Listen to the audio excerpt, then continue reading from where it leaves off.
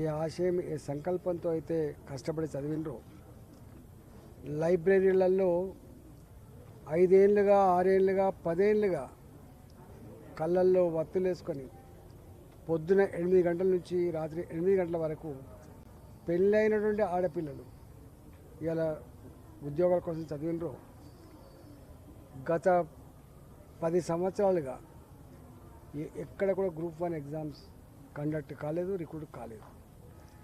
తెలంగాణ ఉద్యమంలో ఏ ఉద్యోగం అయితే ఎగ్జామ్స్ రాసిండ్రో ఆ పేపర్లు చించేసిండ్రో గా భర్తీ తప్ప కొత్త ఉద్యోగాల భర్తీ జరగలే.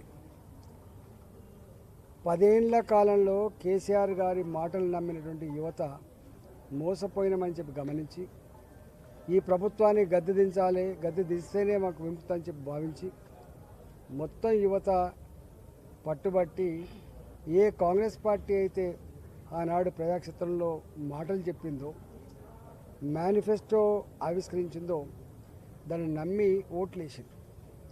ఉద్యోగ క్యాలెండర్ విడుదల చేస్తానని, ఇవాళ పేపర్ లీకేజీలతో జరిగే ఎగ్జామ్స్లో మీరు పాల్గొనొద్దని, ఇప్పుడున్నటువంటి ఖాళీల జాగాలో డబుల్గా మేము నియామకం చేస్తామని, దాదాపుగా ఈ రాష్ట్రంలో 2 లక్షల ఉద్యోగాల భర్తీ చేస్తానని చెప్పి మేనిఫెస్టోలో పెట్టినటువంటి కాంగ్రెస్ పార్టీ 6 నెలలు గడిచిపోయినప్పటికీ కూడా ఉద్యోగ క్యాలెండర్ నియామకం చేయకుండా, ఇవాళ వాళ్ళ రోడ్ మ్యాప్ ఏందో ప్రకటించకుండా మళ్ళీ గదే 563 ఉద్యోగాలు, గదే 11,000 డిఎస్సి ఉద్యోగాలు తప్ప అంతకంటే చేతులు తెచ్చింది. వాళ్ళు ఇవాళ 4 కోరుతున్నారు. ఒకటి, మీరు మేనిఫెస్టోలో రాసినట్టుగా ప్రజాక్షేత్రంలో హామీ ఇచ్చినట్టుగా 2 లక్షల ఉద్యోగాల భర్తీ చేస్తారా లేదా ఒకటి. రెండవది, కనీసం డబుల్ అయినా ఒక 20,000 డిఎస్సి పోస్టులు, అదేవిధంగా గ్రూప్ 2 గ్రూప్ 3లో ఇవాళ మీరు డబుల్ అయినా కనీసం పోస్టులు పెంచుతారా అని చెప్పి వాళ్ళు అడిగితే దానికి సమాధానం లేదు ఒకటి. రెండవది, గ్రూప్ 1 ఎగ్జామ్స్లో గత 10 ఏళ్ళుగా చదువుకుంటున్నటువంటి విద్యార్థులు అనేక సార్లు ఎగ్జామ్ రాసి ఉన్నారు కాబట్టి వాళ్ళకి దాదాపుగా ఒక్కొక్కరు ఒక ఉద్యోగానికి 700-800 మంది రాస్తూ ఉన్నారు కాబట్టి సంఖ్య పెరిగింది. కాబట్టి గతంలో ఒక ఉద్యోగానికి 200 మంది 300 మంది రాసే జాగాలో ఒక ఉద్యోగానికి 800 మంది రాస్తూ ఉన్నారు కాబట్టి విద్యార్థుల సంఖ్య పెరిగి ఉంది. కాబట్టి వాళ్ళు అడుగుతున్నది ఒక ఉద్యోగానికి 100 మందిని ప్రిలిమ్స్లో సెలెక్ట్ చేయండి అని చెప్పి చిన్న డిమాండ్. అది పెద్ద ఇష్యూ కూడా వాళ్ళకి సంబంధించింది. ఏం కోరుకుంటున్నారు? 10 సంవత్సరాల కాలంలో చదువుకున్న దానికి కనీసం ప్రిలిమ్స్ పాస్ అయితే మళ్ళీ పట్టుదలతో చదువుకొని ఉద్యోగం కొట్టాలని చెప్పి కాంపిటీషన్లో పాల్గొనాలని చెప్పి వాళ్ళు భావిస్తూ ఉంటే దాన్ని కూడా అంగీకరించట్లేదు. దానికేం ఫైనాన్షియల్ బర్డెన్ లేదు, దానికేం ఇంకా వేరే రకమైన ఏమి లేదు, ఇంకెవడో యాక్సెప్ట్ చేయాల్సి అక్కర్లేదు, అది రూల్స్కు విరుద్ధమైనది కూడా కాదు. నెంబర్ 1 డిమాండ్ అది. నెంబర్ 2 డిమాండ్ ఏంటంటే ఎగ్జామ్స్ రాసేటప్పుడు మునుపటి లెక్క ఈ కోర్సు గివిల్లే ఎగ్జామ్ రానటువంటి సిస్టమ్ లేదు. ఇలా అన్ని ఉద్యోగాలకు అందరు రాస్తున్నారు. ఎవరిని కదిలించినా కూడా అన్ని ఉద్యోగాలకు ఎలిజిబిలిటీస్ ఉన్నాయి. డబుల్ పీజీలు, పిహెచ్డీలు, ఎంఫీలు చేసిన వాళ్ళు, ఎంటెక్ చేసిన వాళ్ళు, ఎంసీఏలు, ఎంబీఏలు చేసిన వాళ్ళు. కాబట్టి టీచర్ నౌకర్ నుంచి మొదలుపెట్టి గ్రూప్ 4 వరకు కూడా అందరు రాస్తున్నారు.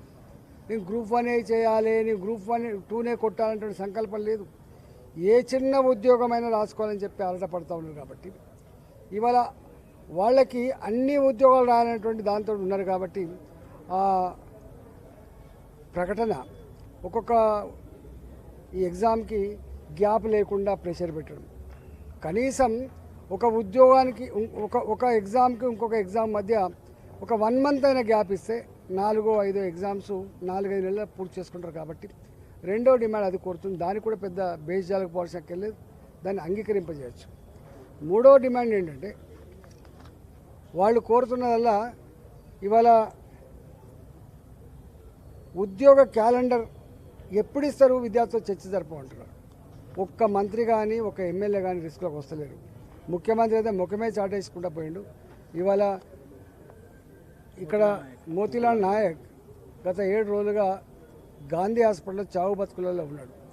ఇవాళ అన్నపానీయాలు మొత్తం బంద్ చేసుకొని నాకు ఏదో ఒక రకమైన గవర్నమెంట్ హామీ స్పష్టత రాకుండా అయితేనా నా శవయాత్ర జరగాలి, లేకపోతే నాలాగా చదువుకొని నిరుద్యోగ బిడ్డలుగా ఇవాళ నరకం అనుభవిస్తున్నటువంటి నా నిరుద్యోగ యువత కన్నా మేలు జరగాలి, ఉద్యోగాలు రావాలని చెప్పి ఏ సంకల్పం అవుతుందో దాని మీద ప్రభుత్వం వెంటనే స్పందించాలని చెప్పి నేను డిమాండ్ చేస్తా ఉన్నాను.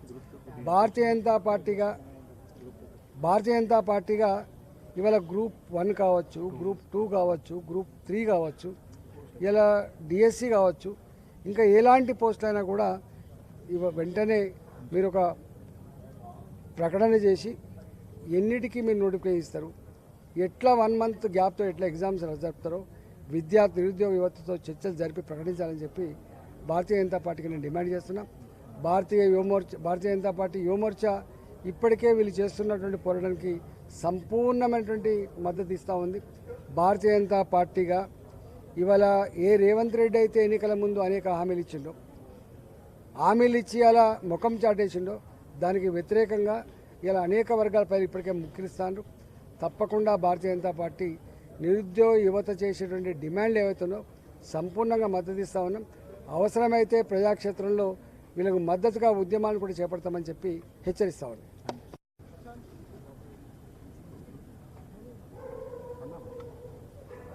గత 3 రోజులుగా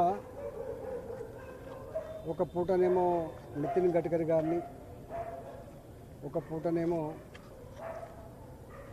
రక్షణ శాఖ కార్యదర్శి గారిని, అదే జాయింట్ సెక్రటరీ గారిని, ఒక పూటనేమో మిగతా ఇష్యూస్ మీద మేము మంత్రులు కలిసాం, రైల్వే శాఖ మంత్రి కలిసాం. అశ్విని వైష్ణవ్ గారితో కలిసినప్పుడు